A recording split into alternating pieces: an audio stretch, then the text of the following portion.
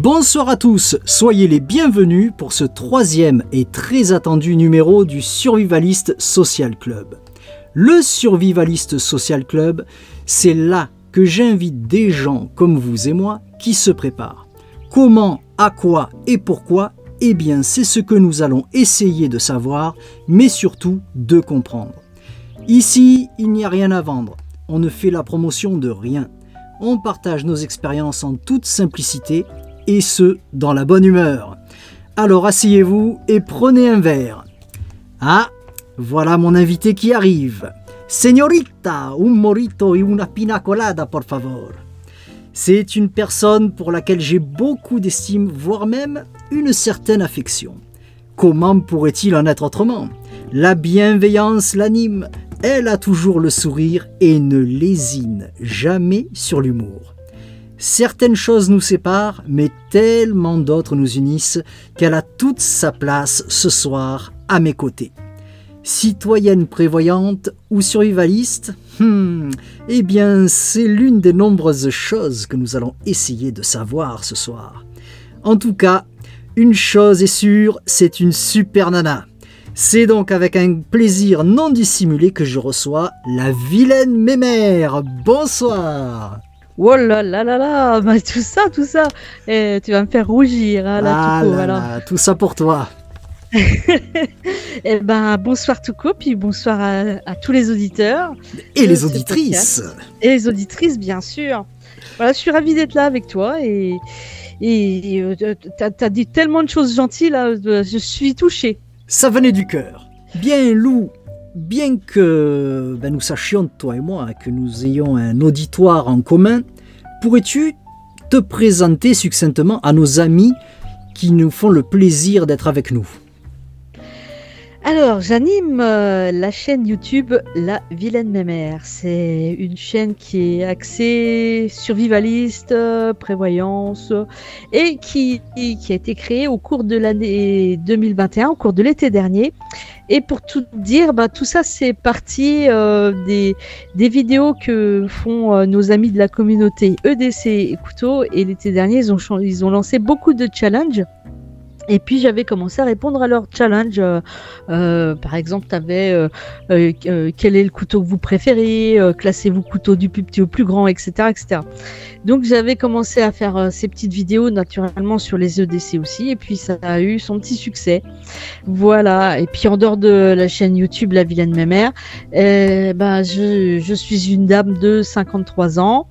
J'ai 2 grands-enfants. Et puis j'ai une compagne. Et puis que te dire d'autre, j'habite à la campagne.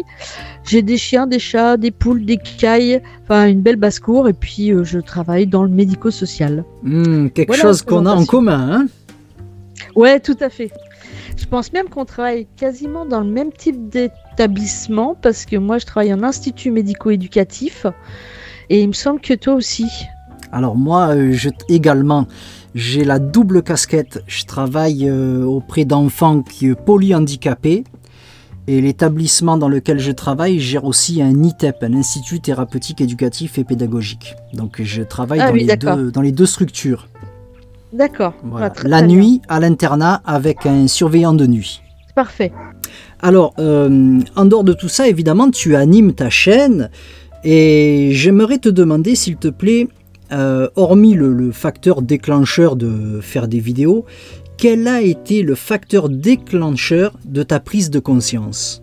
Je dirais que ça remonte à environ 2009. Cette année-là, ça a été une année assez compliquée pour moi sur le plan professionnel, émotionnel aussi. Et j'ai changé de travail pour tout dire. Je suis passée du secteur associatif au secteur du handicap. Et ça a été une grosse remise en question sur le plan personnel comme professionnel. Et à ce moment-là, tu vois, je me suis dit que quand même on était assez fragile sur le plan économique notamment. Et puis que j'avais intérêt quand même à préparer des choses pour si jamais je rencontrais à nouveau dans ma vie une période un petit peu compliquée. Et c'est de là que tout a commencé, le côté prévoyance, etc. Et puis c'est aussi une période où YouTube a explosé, il y a eu beaucoup de vidéos. J'ai commencé à regarder pas mal de vidéos sur ce qu'on appelle aujourd'hui la collapsologie, mais à l'époque 2009-2010, c'était pas dans le mouvement, quoi, la collapsologie, mais il commençait à avoir un petit peu des vidéos sur la fin des ressources, sur le rapport Meadows notamment, et ça m'a assez impacté. Et c'est à ce moment-là que j'ai commencé à m'intéresser au survivalisme, en regardant, comme beaucoup de gens, les vidéos de Piero San Giorgio, de Vol West, etc. Même si j'adhérais pas à tout ce qu'ils racontaient dans leurs vidéos, notamment en matière d'idéologie, mais en tout cas l'aspect pragmatique de leur préparation, moi en tout cas m'intéressait. Voilà. Alors l'idéologie, on y viendra tout à l'heure, effectivement. Oui.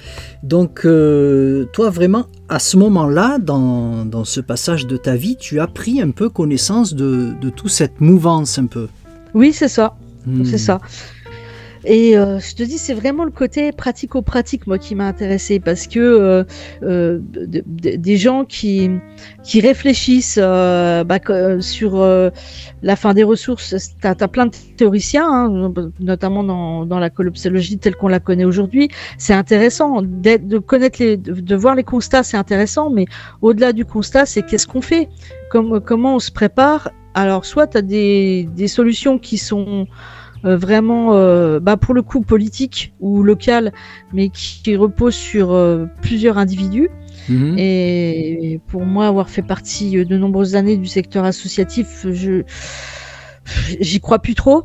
D'accord. Je pense que c'est à nous en tant qu'individus à nous bouger pour faire changer les choses à notre niveau, parce que dans un collectif, très peu de choses finalement vont dépendre clairement de toi. Ça veut pas dire que les collectifs sont pas intéressants, ils sont intéressants, mais des fois quand tu es dans un collectif, tu as l'impression que ça avance pas, quoi.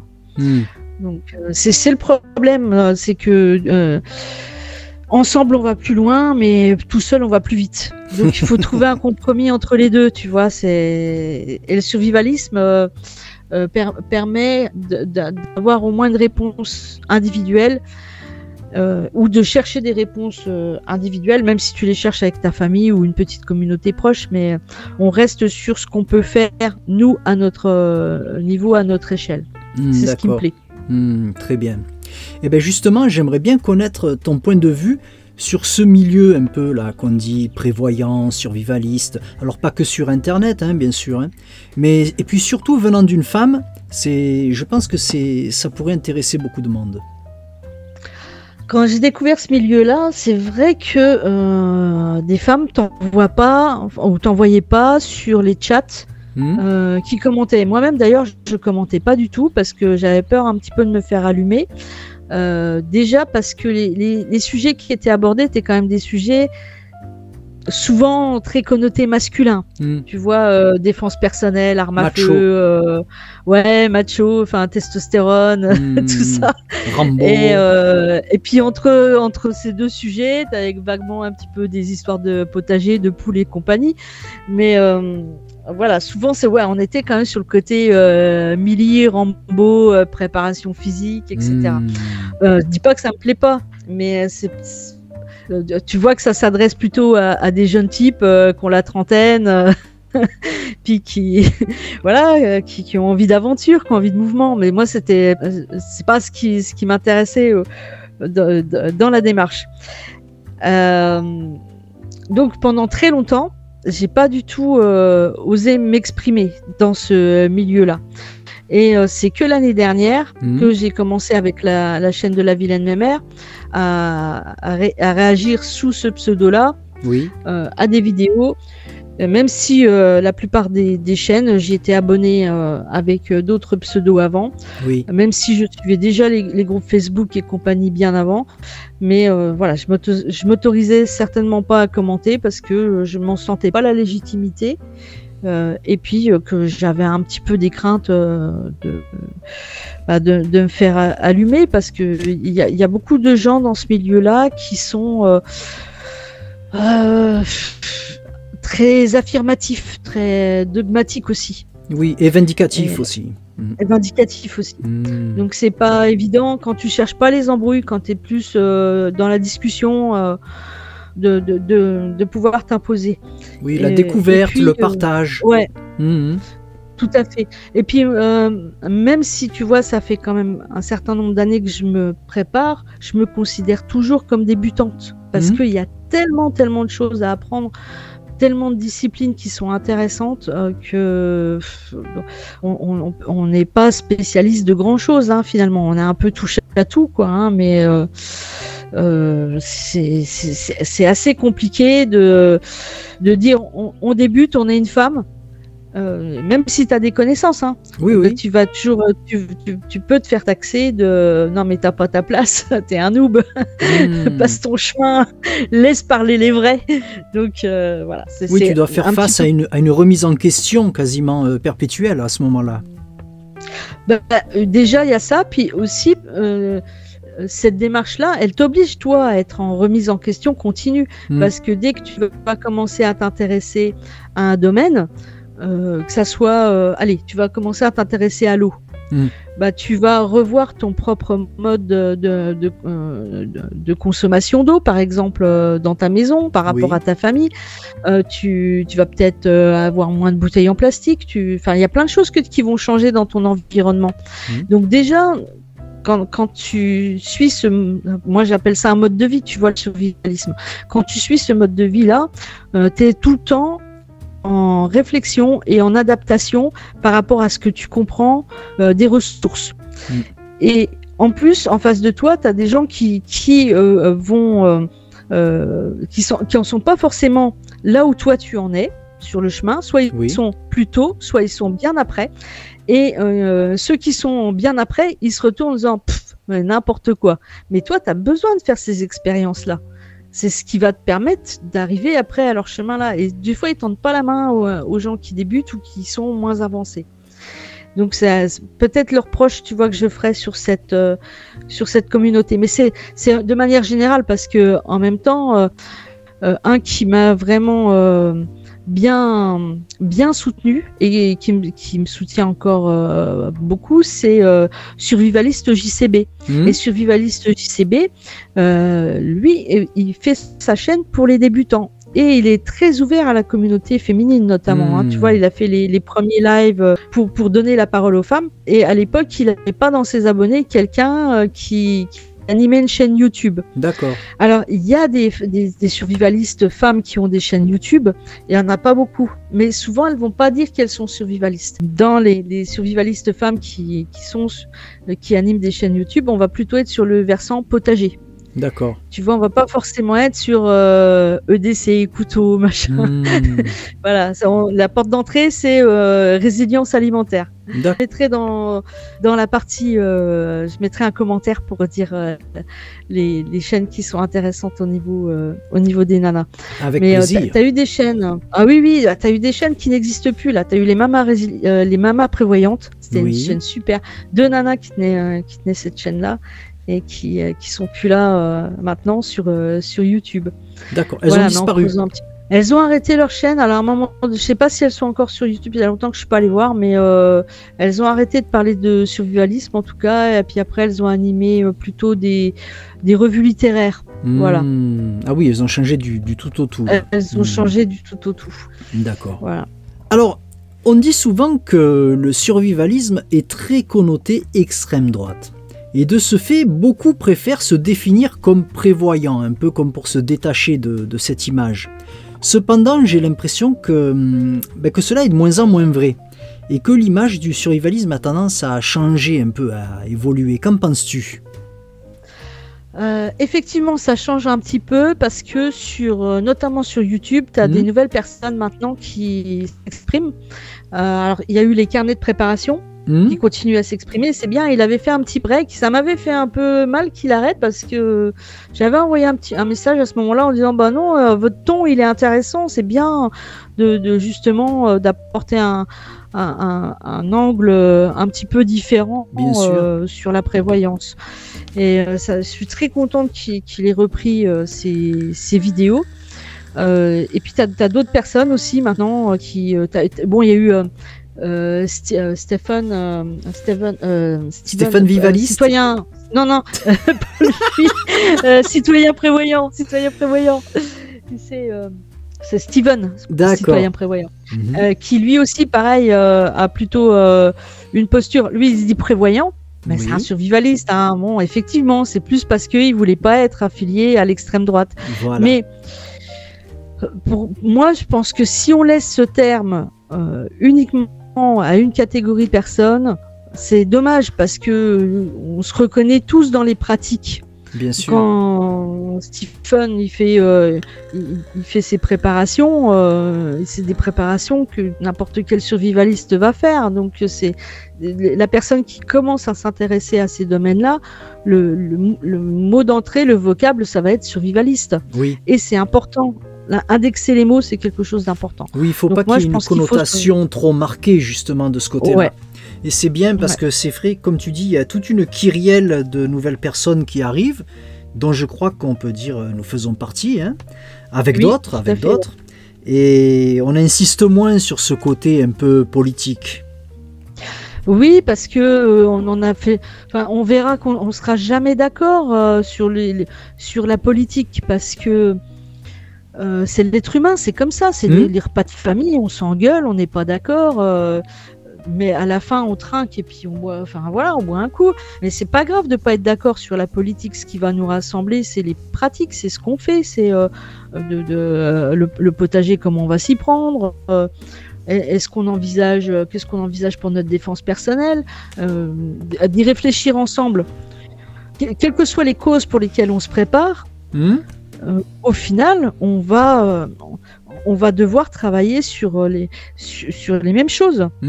Donc, moi, l'aspect politique, il m'a toujours dérangé dans le survivalisme. Quand tu commences à parler vraiment d'idéologie, ça exclut beaucoup de gens.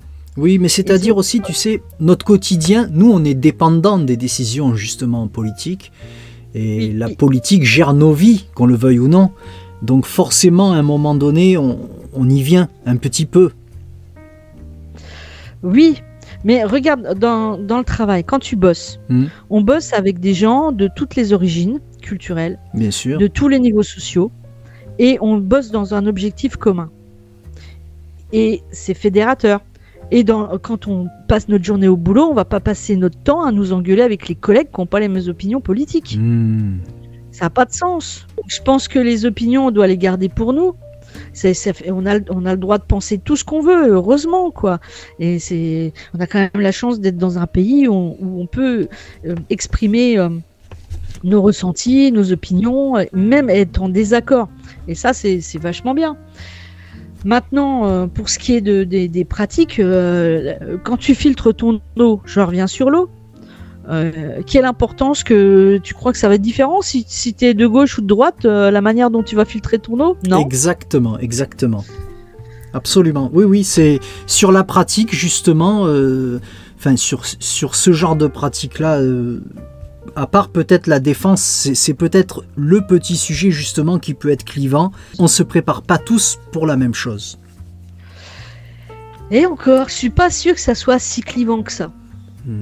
Dans le milieu survivaliste. Parce que de toute façon, tu travailles sur les 7 piliers. Donc la défense, que tu sois de droite, de gauche, tu vas devoir travailler dessus. Parce que on se prépare quand même à des risques qui peuvent être légers comme... très très fort, on peut se préparer à un effondrement civilisationnel, et dans ces cas-là ta préparation sur la défense personnelle, c'est pas celle que là on a aujourd'hui dans une société où tout va bien, effectivement, mais demain si c'est un chaos généralisé, tes stratégies de défense, tu dois les anticiper maintenant. C'est maintenant, quand tout va bien, qu'il faut anticiper les choses. Cependant, ça dépend aussi où on place le curseur. On n'a pas tous peut-être le même ressenti. Il n'est pas évident que pour certaines personnes, notre société actuelle aille si bien que ça. Et il y a peut-être des gens qui voient des nuances différentes. Donc c'est aussi peut-être pour ça que, comment dirais-je, différents spectres s'affrontent. Oui, puis ça dépend aussi où tu vis, ce que tu constates dans ton quotidien. Moi, je suis pas quelqu'un de super inquiet parce que j'habite à la campagne. Ma voiture, elle peut rester ouverte. Voilà, c'est un village de 300 habitants, tout le monde se connaît. Tu vois, il n'y a pas de dégradation, il n'y a pas de délinquance. Oui, tu n'es pas exposé, enfin, on n'est pas tous exposés au même stress en vérité. C'est ça. Donc, moi, quand je vois des reportages sur la délinquance, les banlieues ou je sais pas quoi, bah, ça me parle pas. Oui. C'est pas quelque chose que je connais. Donc, c'est lointain, c'est dans la lucarne, tu vois. Donc, je peux croire à la télé que ça existe, mais moi je le vois pas, donc pour moi ça n'existe pas. Oui, bien sûr. En fin de compte, on pourrait peut-être résumer ce raisonnement par peu importe le chemin parcouru en termes de préparation, ce qui compte, c'est le chemin. Oui, parce que je pense que tu as aimé le petit teaser là que j'ai fait sur avec Brett Sinclair, Amicalement Vôtre. Il était très bien. Merci, je me suis bien amusée en tout cas. Mais pour moi, c'est vraiment ça, quoi. On a deux parcours qui sont vraiment très différents. Oui. Mais au final, ce qui va nous rassembler, c'est le devenir de nos gamins, c'est comment on va s'y prendre, quelle préparation on va faire. Oui. Et là, on doit échanger absolument. Parce que toi, ce que tu vas faire de ton côté, ça va me permettre peut-être à moi de me dire ah oui tiens, c'est pas con lui ce qu'il a fait, effectivement, je pourrais peut-être faire la même chose. Voir quel matériel tu utilises, tout ça c'est de l'échange et c'est ce chemin-là qu'il faut qu'on fasse ensemble, de partage. Sur toutes les chaînes YouTube qui parlent de survivalisme, pour moi ça sert à rien de se tirer dans les pattes. Sauf si on veut faire du clash. Mais bon, on a déjà Alexis pour faire le clash. On va pas en mettre 15, hein, des trolls non plus. Ah, le pauvre Alexis, à qui on apporte tout notre soutien et notre amitié. Ouais, on lui fait bisous. Un gros bisou. Un gros bisou, Alexis. Juste sur les trolls, j'en ai un, moi, de troll. Ah. Et je suis contente d'avoir un troll. Parce que quand tu as un troll sur ta chaîne, ça veut dire que ta chaîne, elle vaut quelque chose. Parce que sinon, si j'ai une communauté qui est super bienveillante. Alors, je leur fais un bisou à tous parce qu'ils sont adorables. Tous les petits messages sympas qu'ils laissent sous les vidéos. Mais dans ma communauté, il y a un troll qui s'appelle Negan et qui, quoi que je fasse, n'aime pas. Ah, bah écoute.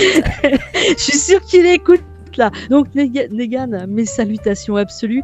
Tu es très précieux pour moi, tu es mon troll.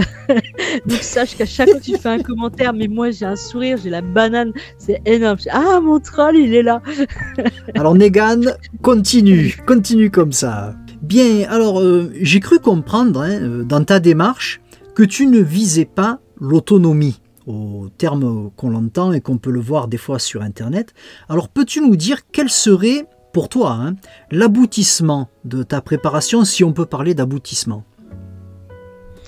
Alors, je ne vise pas l'autonomie parce que pour moi, c'est une utopie. Je ne pense pas qu'on puisse devenir autonome. On peut devenir autonome sur certains points. On peut essayer de tout faire pour être le moins dépendant possible de l'État. Mais sur beaucoup d'aspects, eh bien, c'est quand même important d'être en société, d'être dans le système même, ne serait-ce que par rapport à la santé. Ça, les plus jeunes, ils s'en rendent pas forcément compte, mais en prenant de l'âge, avoir un système de santé qui tient la route, ça vaut le coup. Demain, si j'ai besoin d'un dentiste et que c'est l'effondrement, ça va être chaud. C'est pas moi qui vais m'arracher la dent tout seul. Même si je sais qu'il y a des gens qui sont capables de faire des trucs pareils. Mais voilà, donc moi, l'autonomie absolue, je pense que tu as peut-être quelques individus qui arrivent, mais franchement, ils doivent pas être très très nombreux et je serais très très curieuse de pouvoir voir comment ils s'y sont pris. Par contre, faire partie de la solution si jamais il y a des problèmes qui se passent, avoir des compétences et des connaissances qui vont pouvoir aider mes voisins, aider ma famille aussi, là oui, ma démarche elle est là. Donc tous les jours j'essaye d'apprendre quelque chose, toutes les semaines, tu vois, je m'entraîne à faire des choses. Je peux pas parler tout parce que sur YouTube, je parle pas tout de ma préparation. Bien Parce sûr. que je pense qu'il y a des zones qui doivent rester quand même confidentielles. YouTube, on sait pas qui regarde. Par exemple, tout ce qui va être arme à feu, etc., tu verras jamais sur ma chaîne parce que c'est pas le lieu. Pour moi, c'est pas le lieu de je veux rester faire une chaîne qui va être assez généraliste finalement. Pour moi, il n'y a pas terme à la préparation parce qu'en fait, à chaque fois que j'ouvre une porte, eh ben, il y en a 10 autres qui apparaissent derrière. Oui, oui, oui. Donc, c'est jamais fini, quoi. Je pense que ça se terminera qu'à ma mort, mais je vois pas de terme parce que je suis depuis que je suis dans ces démarches-là, je suis perpétuellement Découverte. en découverte, en apprentissage, et je crois que j'aurai jamais assez de temps ni assez d'une vie pour explorer tout ce que j'ai envie d'explorer. Bien dans sûr. plein de domaines très différents. Mais tu sais, de toute façon, c'est l'apprentissage de la vie, tout simplement, hein, parce que bon, nous, on met ça sous le signe survivaliste, mais finalement, c'est juste la vie qu'avaient nos grands-parents, nos arrière-grands-parents. Donc effectivement, arriver au terme, c'est impossible. Alors oui, la vie de nos grands-parents ou nos arrière-grands-parents, je suis d'accord avec toi. Bon, moi, j'ai vécu en plus avec mes grands-parents et mes arrière-grands-parents dans la même maison. Donc, pour te dire, mon arrière-grand-mère, elle avait une petite cahute avec pas de salle de bain, un broc pour faire sa toilette, un seau pour faire ses besoins, une cuisinière à bois, et à 90 ans, elle montait encore au bois pour aller chercher ses fagots et chauffer l'hiver. Mais on a quelque chose que eux n'avaient pas. On a Internet avec le savoir absolu. Oui. Si on sait chercher, bien sûr. Et si on se disperse pas trop. Donc on a une énorme bibliothèque, médiathèque même, parce que c'est pas uniquement que des bouquins. On a tout, quoi. En médiathèque, on a accès à beaucoup de choses. Il faut faire le tri, bien sûr, mais eux n'avaient pas forcément ça. On a aussi des techniques qu'ils n'avaient pas non plus à l'époque, que ce soit en matière de communication, etc. Oui, des outils. Bah ouais, et puis tu veux faire appel à un expert, même en visio, tu peux le faire. Oui. Sur que eux, ouais, attends, quand j'étais gosse, on n'y avait pas de téléphone portable, hein. On n'avait pas d'ordinateur, donc on passait, comment on faisait, on avait le téléphone fixe à la maison. Oui. Après, on a eu le Minitel. Voilà, mais c'est pas si loin que ça, hein. Ça remonte à 40 ans, mais d'accord, 40 ans, mais 40 ans, ils sont passés tellement Et vite. encore 40 ans, je suis pas sûr, hein, parce que, Ouais. attends, il y a quoi, peut-être une trentaine d'années, oui, effectivement. Je sais pas quelle est la date de l'arrivée du premier téléphone portable grand public, on va dire, mais effectivement.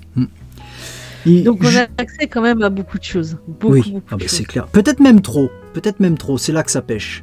Et je voudrais te demander, selon toi, quelle doit être la plus grande qualité justement pour une personne qui se prépare? Pour moi, ça va être l'organisation. Je pense que ça te surprend pas trop que je Pas dise du ça. tout, avec toutes tes fiches. Voilà, je connais mes contenus.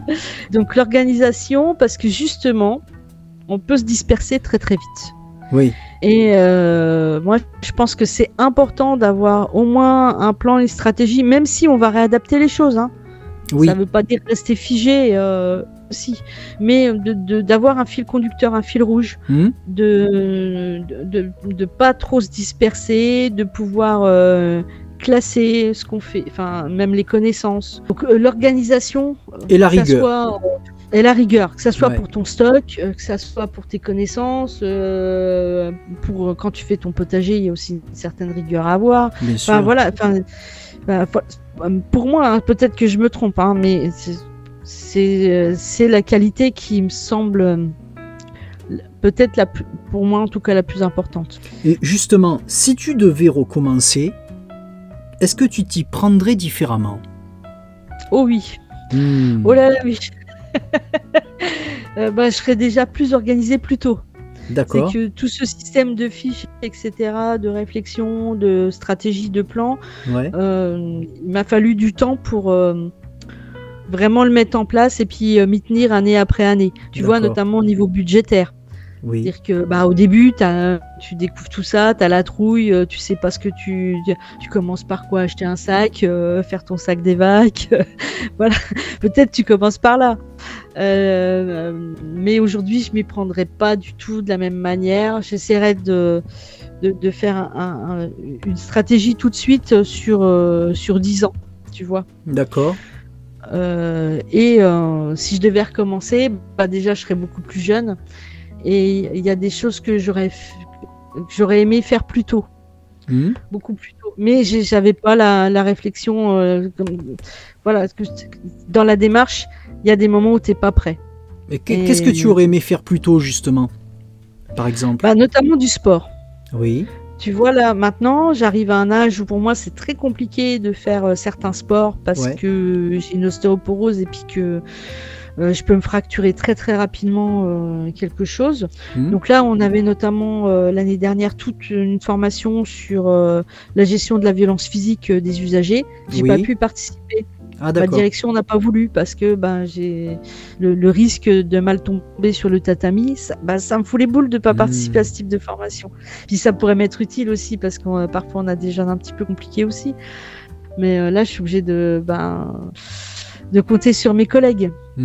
Et puis même en termes personnels. Donc faire du sport, je pense que c'est mon regret, c'est de ne pas avoir pris assez soin de moi au niveau physique. Plus jeune. Bien, et bien dans tout ça, il y a ce qu'on appelle le YouTube Game. Qu'est-ce que tu peux nous dire un peu sur ce YouTube Game? Je sais que tu fais toujours une petite section dans tes vidéos. Alors la petite section, c'est déjà pour saluer tous ceux qui font des vidéos, parce que pour encourager aussi les petites chaînes, les petites, voire même les grosses chaînes des fois, mais pouvoir parler d'eux, dire qu'ils ont fait une vidéo qui est intéressante, pour partager un petit peu les contenus. Et puis je trouve que dans notre petite communauté, il y a une bienveillance aussi. C'est que les gens, ils commentent les vidéos des uns des autres. On arrive à discuter aussi ensemble. Et je trouve que c'est plutôt sympa avec des gens comme On ne sait jamais, par exemple. On a pu faire un live ensemble, alors que c'était pas prévu, mais régulièrement. Ah, mais les lives de On ne sait jamais ne sont jamais prévus. C'est jamais prévu, avec voilà. lui, c'est jamais prévu. On ne sait jamais quand il y aura un live. Mais j'aime bien son contenu. Bon, Mika que tu as rencontré, qui est venu bien chez sûr, toi aussi. Qui est venu à la maison. Mika aussi, pareil, on a fait aussi un live ensemble. C'était se préparer en 2022, qu'on avait fait avec Survivaliste JCB et puis Pascal Breaking Normality. Ah, donc, tous les deux, ils sont de pair, hein?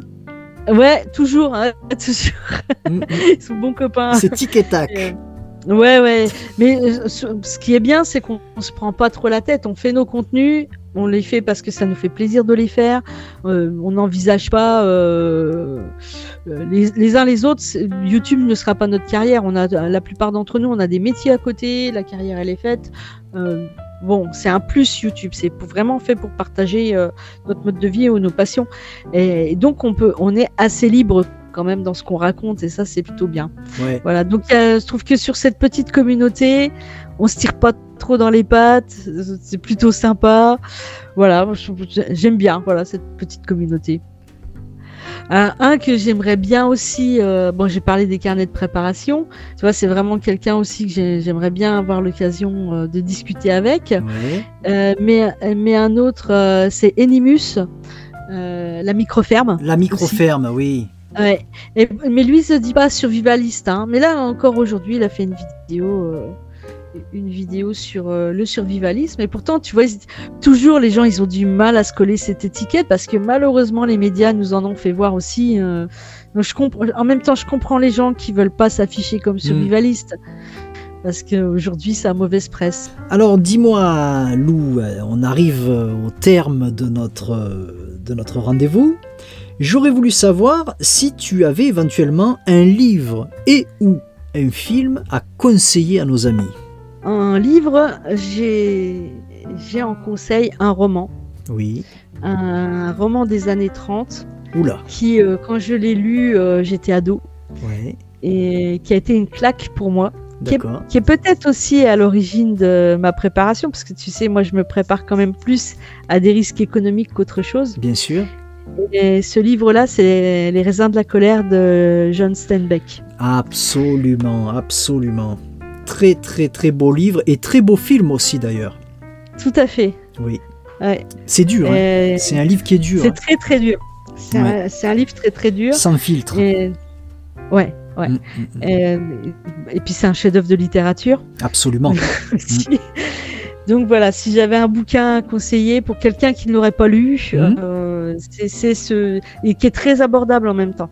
Alors je vais pas dévoiler l'histoire, hein, mais ça se passe dans les années 30, au moment de la Grande Dépression aux États-Unis. Absolument. Ça se passe dans le milieu rural. Et les gens sont lâchés sur les routes. Et puis là, on se prend une claque parce que l'Amérique, l'Amérique, c'est pas magique. On la découvre autrement. Ah oui. Mais tu sais, pour faire une corrélation avec ce dont j'avais parlé chez Alexis, tu sais, par rapport à la crise de subprime en 2008. Ouais. On a vécu à peu près le même système d'expropriation des gens et tout ça. C'était à peu près pareil, hein? Tout à fait. Oui, en version moderne.